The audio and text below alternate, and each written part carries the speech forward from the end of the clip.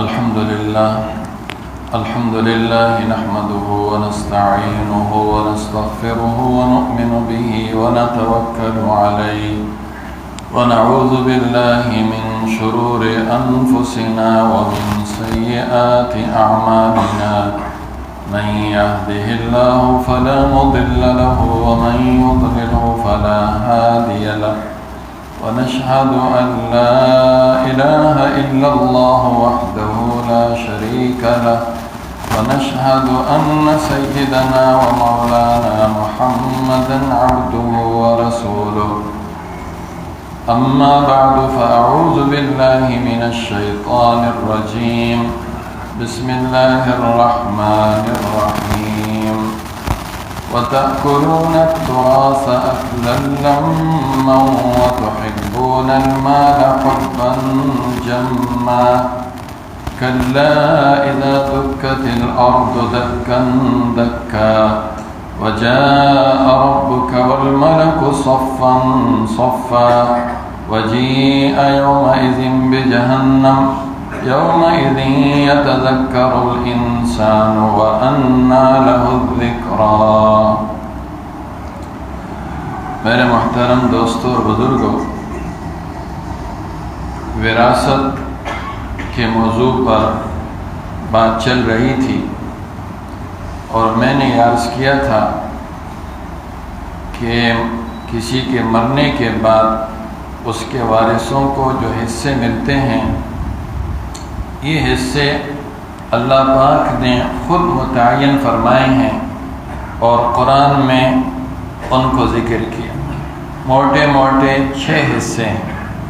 آدھا یعنی 50% ملے گا، بعضوں کو 50% ملتا ہے. پھر اس کا آدھا 25%، پھر اس کا آدھا 12.5%، پھر 2/3 کل مال کے 3 حصے کر کے بعض صورتوں میں وارثوں کو 2/3 ملتا ہے.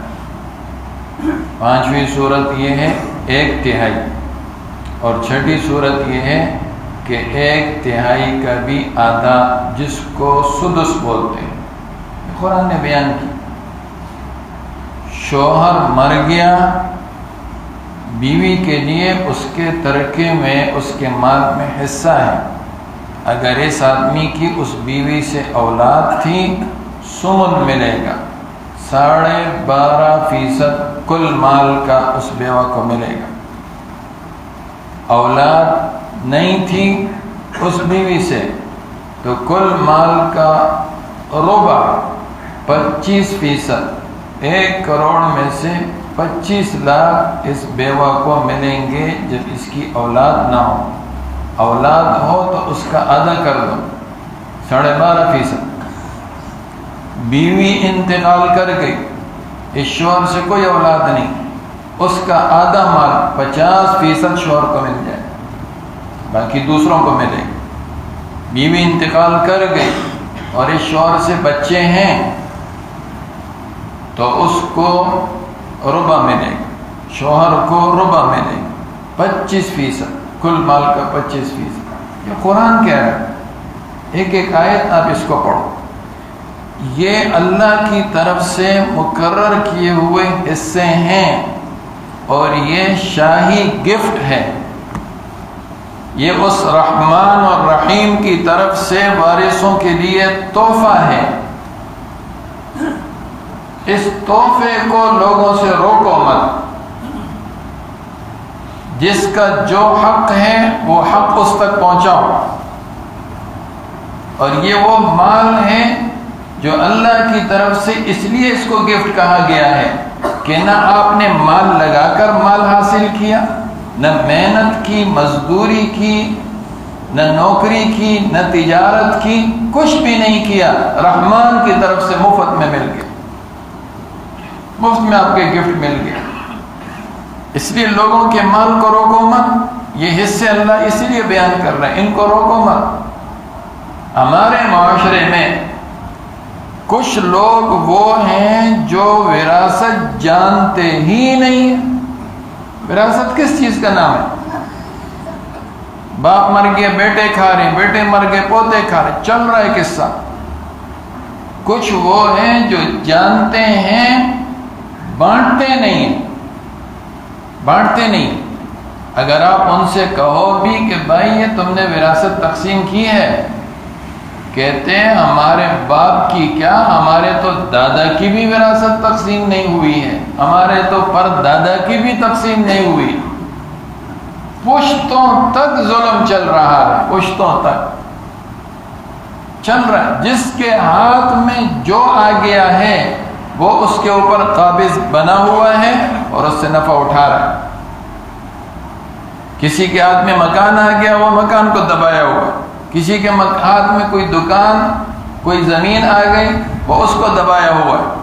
روپیہ پیسہ کسی کے پاس کسی کا رہ گیا، بتاتے نہیں ہیں ابا نے میرے پاس یہ امانت رکھی تھی، ابا کے پیسے تھے، ابا کی امانت، بس چھوڑو ان کو، یہ میرے پاس رکھی تھی، یہ میری ہی ہو گئی ہے، یہ میری ہی ہو گئی ہے۔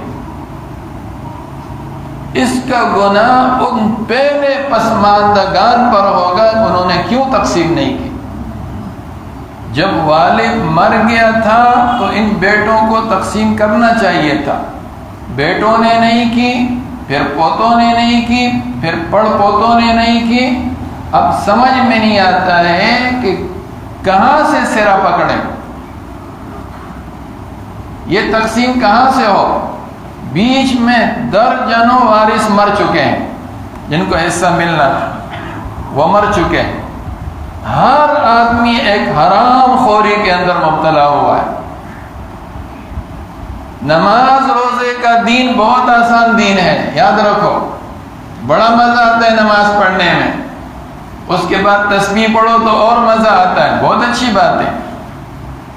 رمضان کے روزے بھی ہم رکھ لیتے ہیں، تلاوت بھی کر لیتے ہیں، چاشت اوابین اور خدا جانے یہ لوگ کیا کیا پڑھتے ہیں۔ کبھی کبھی میں سنتا ہوں میرا تو دماغ خراب ہونے لگتا ہے، اتنے ہزار تسبیح یہ پڑھتا ہوں، اتنے یہ پڑھتا ہوں۔ وراثت دی ہے؟ نہیں، ہمارے یہاں تو وراثت کا ہے ہی نہیں کچھ، تو تم تو حرام خور ہو۔ رسول اللہ صلی اللہ علیہ وسلم فرماتے ایک آدمی سفر میں ہے، دعائیں تو ہر وقت قبول ہوتی ہے لیکن مسافر کی دعا تو زیادہ قبول ہوتی ہے، اور سفر بھی اتنی مشقت کا ہے، مٹیاں اڑ رہی ہے، بال پورا گندا ہے، مٹیاں اس میں لگی ہوئی، کپڑے مٹی سے بھرے ہوئے ہیں، اور سفر کی حالت میں اور اسی حالت میں ہاتھ اٹھا کر اللہ کی طرف کہتا ہے یا رب یا رب۔ اللہ تعالیٰ فرماتے ہیں اس کا کھانا حرام ہے، اس کا پینا بھی حرام کا ہے، اس کا لباس بھی حرام کا ہے، اس کی غذا بھی حرام کی ہے، میں اس کی دعا کیسے قبول کروں، اس کی دعا کیسے قبول کروں۔ یہ تسبیحات والا دین بہت آسان دین ہے، معاملات بہت مشکل کام ہے۔ آدمی کھرا کھوٹا ہے، معاملات میں پتہ چلتا ہے۔ میں پگڑی باندھ کر بیٹھ جاؤں، میٹھی میٹھی باتیں کروں، میرے طرح کو تو بزرگ ہے ہی نہیں، سبھی کہیں گے بڑے، میرے معاملات پیچھے دیکھو تو پتہ چلے یہ بزرگ کس کام کا ہے۔ تو یہ دبائے ہوئے بس معاملہ چل رہا ہے چل رہا ہے، ٹھیک ہے آپ کے بھی اس میں حصہ ہے، لیکن پہلے تقسیم کرو، اب اپنا حصہ لو، اڑاتے ہو دریا میں پھینکتے ہو جو بھی کرتے ہو، لیکن لینے کے بعد کوئی نہیں اڑاتا ہے، جب تک مشترک ہے خوب اڑاتے ہیں خوب اڑاتے ہیں۔ بخاری شریف کتاب المغازی، جہاں امام بخاری نے غزوہ خیبر کو ذکر کیا ہے، رسول اللہ صلی اللہ علیہ وسلم نے خیبر فتح کیا، واپس مدینہ جا رہے ہیں، سفر میں ہے، راستے میں ہے، آپ نے ایک جگہ پڑاؤ کیا، آپ کا ایک غلام تھا یقال له مدعم، ان کو مدعم کہا جاتا تھا۔ جب رسول اللہ صلی اللہ علیہ وسلم اپنی اونٹنی سے اترے تو وہ فوراً خدمت کے لیے اس اونٹنی سے کجاوا اتار رہا تھا یا کجاوا اوپر رکھ رہا تھا، ایک سہم عائر، ایک گمنام تیر آیا، تیر تو آیا لیکن چلانے والے کا پتہ نہیں چلا، کبھی دشمن دور بیٹھا ہوتا ہے نظر نہیں آتا، وہ تیر آیا مدعم کو لگا اور وہیں شہید ہو گیا۔ صحابہ کی زبان سے یہ الفاظ نکلے، ہنیئا لہ الشہادہ، ہنی اللہ الشہادہ، او شہادت مبارک ہو، شہادت مبارک۔ کیسا خوش قسمت آدمی ہے، ابھی غزوے سے آ رہا ہے، جہاد سے آ رہا ہے، ابھی سفر کی حالت میں ہے، رسول اللہ صلی اللہ علیہ وسلم کی خدمت میں لگا ہوا تھا، اور ایک غائبانہ تیر آیا اور شہید ہو گیا اور اس کو شہادت ہو۔ رسول اللہ صلی اللہ علیہ وسلم نے جب سنا تو فرمایا قسم ہے اس اللہ کی جس کے قبضے میں میری جان ہے، تم تو یہ کہہ رہے ہو، لیکن میں دیکھ رہا ہوں کہ مال غنیمت کے تقسیم سے پہلے اس نے ایک شال اٹھائی تھی، ایک چادر اٹھائی تھی، اس وقت میں دیکھ رہا ہوں وہ شال جہنم کی آگ بن کر اس کے اوپر شعلہ زن ہے، وہ چادر اس کے اوپر آگ بن کر بھڑک رہی ہے۔ اب تو صحابہ کے تو عجیب کیفیت ہو گئی، اب کوئی جوتے کا ایک تسمہ لے کر آ رہا ہے، اللہ کے رسول یہ میری جوتی کا تسمہ ٹوٹ گیا تھا، ابھی مال غنیمت تقسیم نہیں ہوا تھا، میں نے اپنا جوتا باندھنے کے لیے یہ ڈوری لی تھی، یہ میں واپس لا رہا ہوں۔ کوئی 2 ڈوری لے کر آیا اور آپ فرماتے تھے شراکن او شراکین من النار، اگر تم یہ ڈوریاں واپس نہ لاتے تو قیامت کے دن تمہیں جو ایک تسمہ لے کر گیا اس کو دوزخ کا ایک تسمہ پہنایا جاتا، اور جو 2 لے کر گئے اس کو 2 تسمے پہنائے جاتے، تو اچھا ہو تم نے واپس کر دیا۔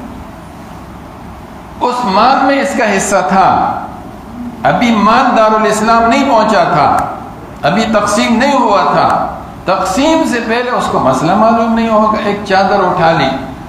اللہ نے آگے امت کو یہ بات بتانی تھی، تعلیم دینی تھی، اس کے لیے تو رسول اللہ صلی اللہ علیہ وسلم نے دعا کر لی ہوگی، وہ چادر واپس آ گئی ہوگی، لیکن وہ تھوڑی دیر کے لیے جو صحابہ کہہ رہے ہیں نا کہ شہادت مبارک ہو، تو آپ نے فرمایا تم تو شہادت کی باتیں کر رہے ہو، میں تو آگ دیکھ رہا ہوں اس کے اوپر، میں تو آگ دیکھ رہا ہوں۔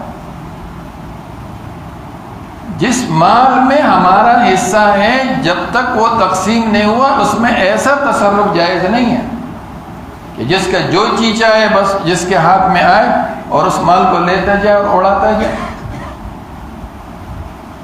امام بخاری رحمۃ اللہ علیہ بڑے عجیب اور غریب ابواب سرخیاں قائم کرتے، کاش کہ ہم بخاری کو اس نظر سے پڑھیں۔ ایک بخاری شریف میں ایک عنوان قائم کیا، کتاب المظالم والقصاص، یعنی یہ حصہ ان ظلم اور زیادتیوں سے متعلق ہے جو دنیا میں لوگوں نے ظلم کیے، مظالم اور ان کا بدلہ وہ لے کر آئے ہیں، اور پھر اس میں حدیث لے کر آئے ہیں۔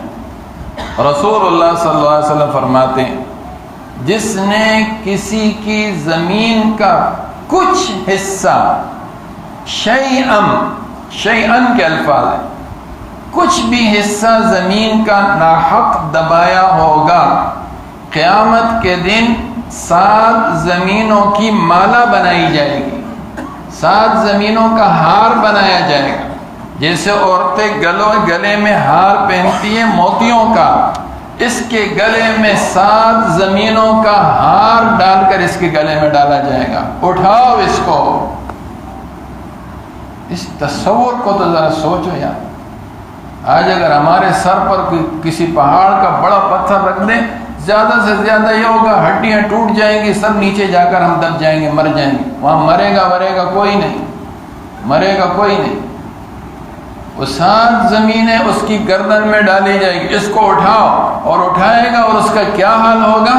اللہ ہر مسلمان کی حفاظت کرے، ہر مسلمان کی حفاظت کرے۔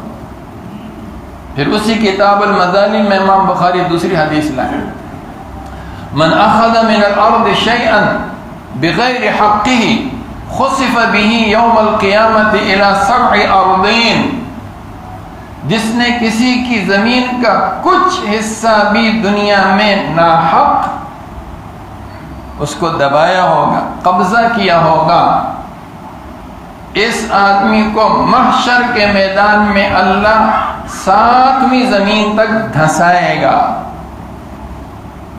لفٹ نہیں ہوگی کہ بیٹھ جاؤ 7ویں زمین پر پہنچ جاؤ، ایک آدمی یعنی پاؤں سے زمین کا سوراخ کرتے ہوئے دوسری زمین تک، اس زمین سے دوسری زمین تک اتنا ہی فاصلہ ہے جیسے پہلے آسمان سے دوسرے آسمان تک 500 سال کا فاصلہ ہے۔ دوسری زمین تیسری زمین تک دھنسائیں گے، چوتھی ساتویں زمین تک اس آدمی کو دھنسائیں گے۔ بہت بڑا دن ہے، فکر نہیں کرو 50,000 سال کا دن ہوگا، سارے کام چلیں گے اس میں، سارے کام چلیں گے اس میں۔ یہ محشر کی ذلت، محشر کی رسوائی۔ من اخذ من الارض شیئا، کچھ بھی، وہ ایک بالش ہو، 2 بالش ہو، 1 کنال ہو، 2 کنال ہو، جتنی اٹھا سکتے ہو قیامت کے دن اتنا قبضہ کرو۔ 7 زمینوں تک مالا بنائی جائے گی، ہار بنایا جائے گا، گلے میں ڈالا جائے گا۔ پھر امام بخاری رحمۃ اللہ علیہ اسی صفحے پر، اسی کتاب المظالم میں فرماتے ہیں آخرت میں 2 پل ہیں، 2 پل۔ ایک پل تو وہ ہے جو محشر سے لے کر جنت تک حساب کتاب ہوگا اور اس پر لوگ چلیں گے، وہ عام اصطلاح میں اس کو پل صراط کہتے ہیں، پل صراط کہتے ہیں۔ اور یہ پل جہنم کی پشت پر بچھایا جائے گا، ہر آدمی اس پر سے گزرے گا، نیک و بد سب گزریں گے، انبیاء بھی گزریں گے۔ اللہ نے قسم کھائی ہے ہر ایک کو جہنم پر سے میں نے گزارنا ہے۔ وَإِن مِّنكُمْ إِلَّا وَارِدُهَا كَانَ عَلَى رَبِّكَ حَتْمًا مَّقْضِيًّا، یہ اللہ کا فیصلہ ہے، اس پر سب جائیں گے۔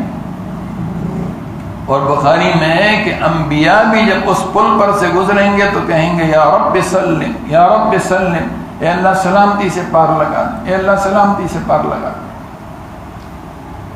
پھر اس پل پر رسول اللہ صلی اللہ علیہ وسلم فرماتے ہیں لوہے کے آنکڑے ہوں گے، ایسے بڑے بڑے لوہے کے آنکڑے، وہ ایسے چل رہے ہوں گے، کافر کو پکڑ کر نیچے پھینکیں گے جہنم میں، مومن گزر جائے گا اس کے اوپر سے۔